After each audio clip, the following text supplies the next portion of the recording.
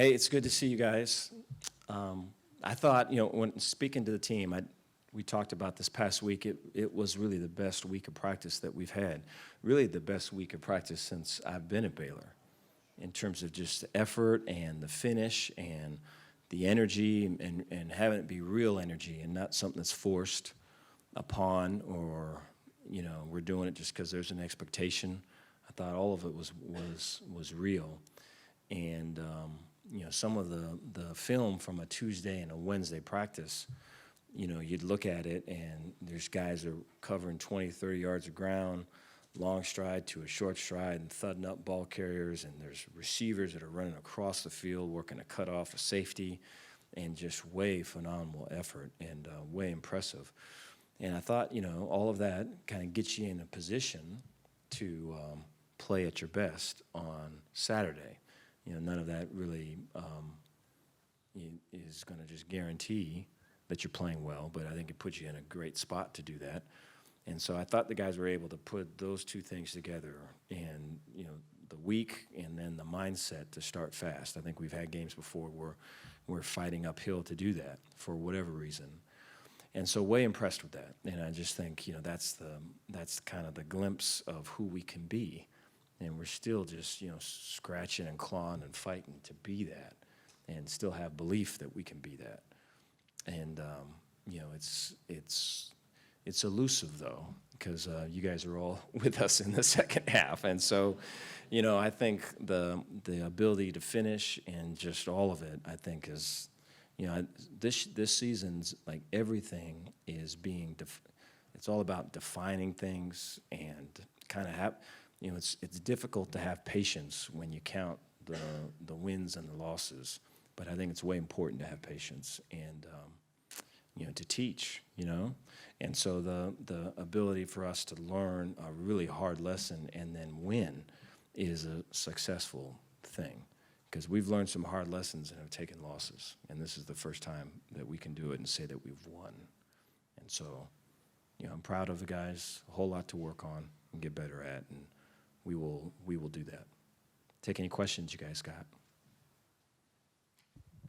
Dave, obviously Richard Reeves had a big day. Can you talk about the confidence you have in him, especially as a freshman, and especially what he did on that last drive?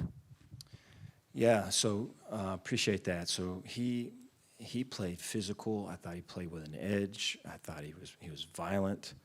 It's something about when you're an O-lineman and you're moving people and you've got combos and there's you're working up to linebackers and all of it, and you're getting attached to people and you're running off, and if you can give a running back 3 or 4 yards prior to contact, there's something about when that running back can get you or us a yard or 2 yards extra and fall forward. We had a fair amount of that a year ago. And what ends up happening is as an O-lineman, you see that, and that energizes you more, right? Because it's like, hey, here we come, You feel like you're kind of running downhill at that point. And, prior to this, and there's been flashes prior to this game, but I think there's been a fair amount of us, creating 3-4 yards and then kind of running into a wall. And this is the first time I can remember just constantly falling forward and the violence of all of it.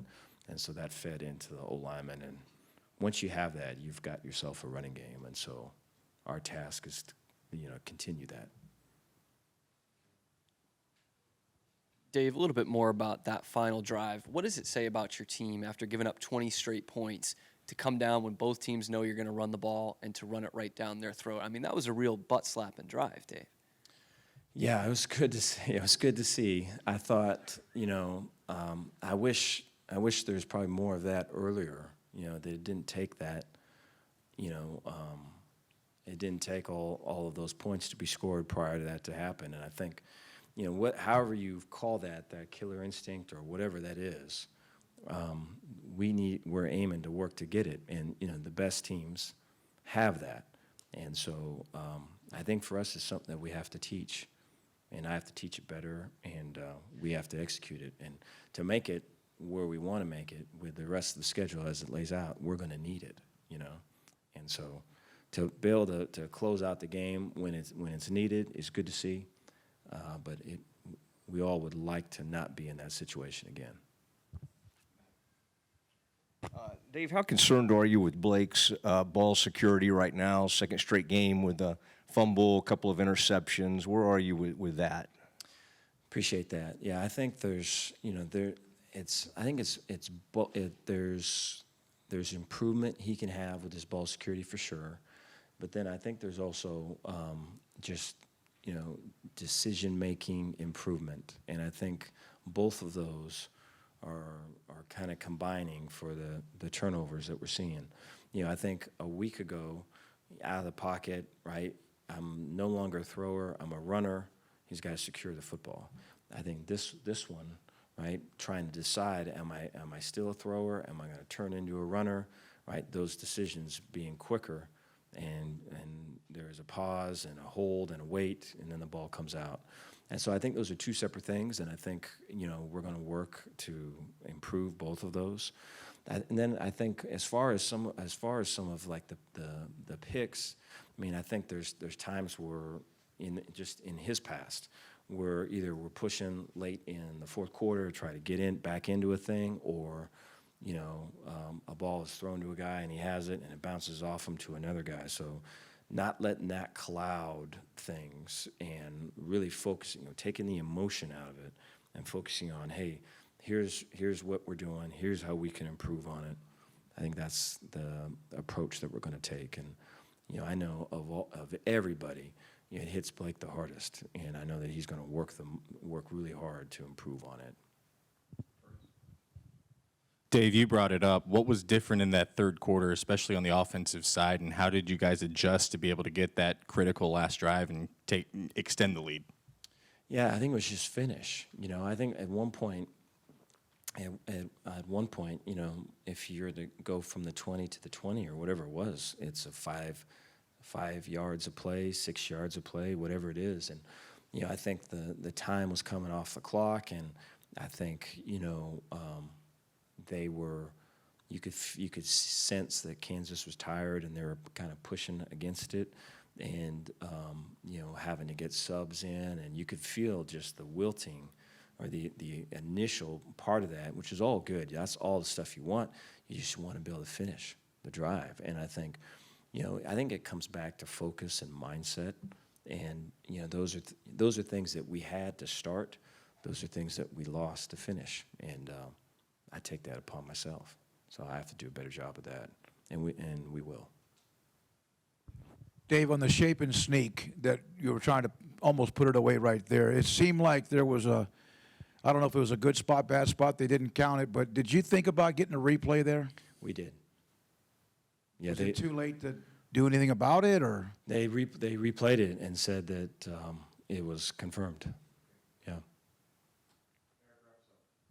Coach, back to Richard for a second. You talked about the way that he runs.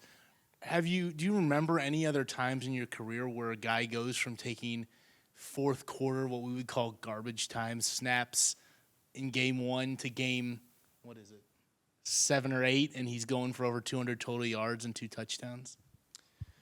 One of the things that impresses me with Richard is just his, so we have chapel, and we do it on Mondays, so we're off on Sundays.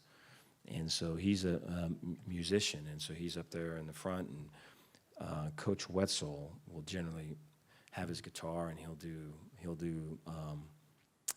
do the singing, and Richard is there playing the bass and everything else, and we're the whole team singing songs, and I think he does it with just no emotion at all on his face, and I think there's just there's a humbleness about him, and there